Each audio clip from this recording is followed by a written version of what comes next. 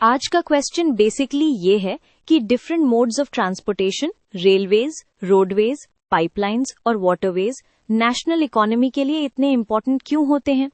हम इनको one by one समझेंगे और फिर ओवरऑल पिक्चर कनेक्ट कर देंगे। पहले ये क्लियर कर लो कि टॉपिक ट्रांसपोर्टेशन के टाइप्स पर है। ये फ्रेज हिंट देता है कि हमें इकोनॉमी के साथ लिंक एक्सप्लेन करना है। चलो एक सिंपल डायग्राम यूज करते हैं ताकि ये क्लियरली दिख जाए कि हर मोड इकोनॉमी को कैसे सपोर्ट करता है। जब स्ट्रक्चर क्लियर होता है तो डिटेल्ड आंसर लिखना इजी हो जाता है।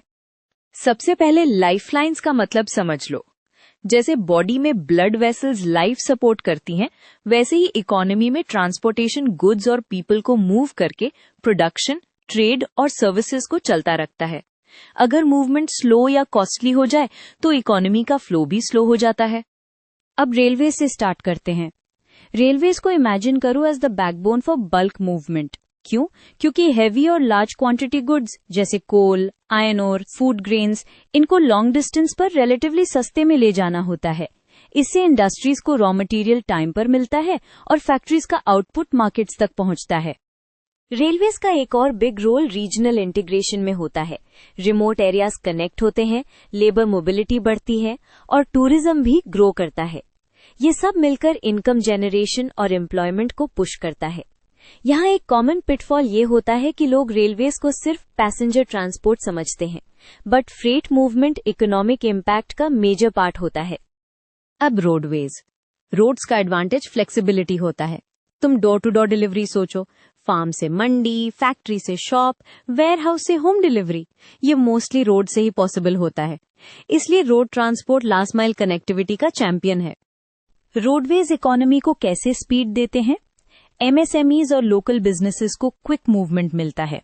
पेरिशेबल आइटम्स जैसे milk, fruits, vegetables fast deliver होते हैं और सप्लाई चेन्स रिस्पॉन्सिव बनती हैं। हाँ, लॉन्ग डिस्टेंस पर रोड समटाइम्स कॉस्टली हो सकती हैं, बट रीच और एक्सेसिबिलिटी के बिना इकोनॉमी ग्राउंड लेवल पर मूव ही नहीं कर पाती। Next, pipelines. पाइपलाइंस को तुम इनविजिबल हाईवे समझ सकते हो, जो लिक्विड्स और गैसेस को कंटिन्यूसली मूव करते हैं। यहाँ की आइडिया कंटिन्यूस फ्लो है। ट्रक्स या ट्रेन्स की तरह लोडिंग, अनलोडिंग, ट्रैफिक, डीलेज का इशू कम होता है। इसलिए एनर्जी सप्लाई रिलायबल बनती है।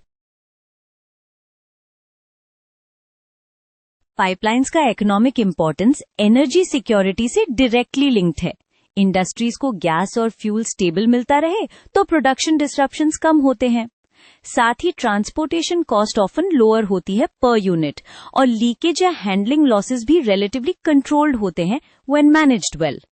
अब वाटरवेज। वाटर ट्रांसपोर्ट का बिगेस्ट एडवांटेज कॉस्ट एफिशिएंसी होता है for very heavy and bulky cargo. एक शिप या बार्ज ह्यूज क्वांटिटी कैरी कर सकता है और फ्यूल कंजम्पशन पर टोने किलोमीटर जनरली लोअर होता है। इसीलिए इंटरनेशनल ट्रेड में सी रूट सुपर इंपॉर्टेंट होते हैं। वाटरवेज इकोनॉमी को ग्लोबल मार्केट से कनेक्ट करते हैं। एक्सपोर्ट्स और इम्पोर्ट्स पोर्ट्स के थ्रू मूव होते हैं। रॉ मटेरियल्स आते हैं, फिनिश गुड्स जाते हैं।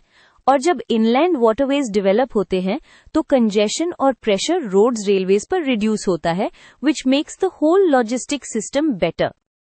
अब एक स्टेप बैक लेके कंपैरिजन करो।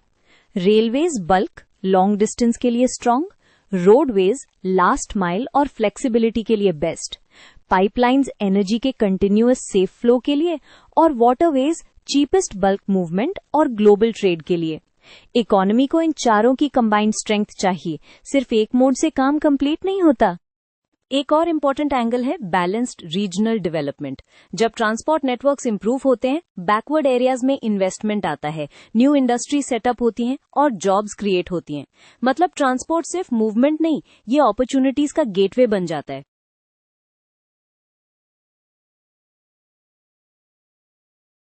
अब लाइफलाइन वर्ड को जस्टिफाई करते हुए कंक्लूजन बनाते हैं।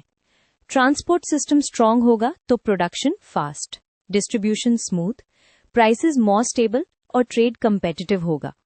वीक ट्रांसपोर्ट का direct effect inflation, shortages, delays और रिड्यूस ग्रोथ पर आता है। इसलिए ट्रांसपोर्टेशन मोड्स को नेशनल इकोनॉमी की लाइफलाइंस बोला जाता है।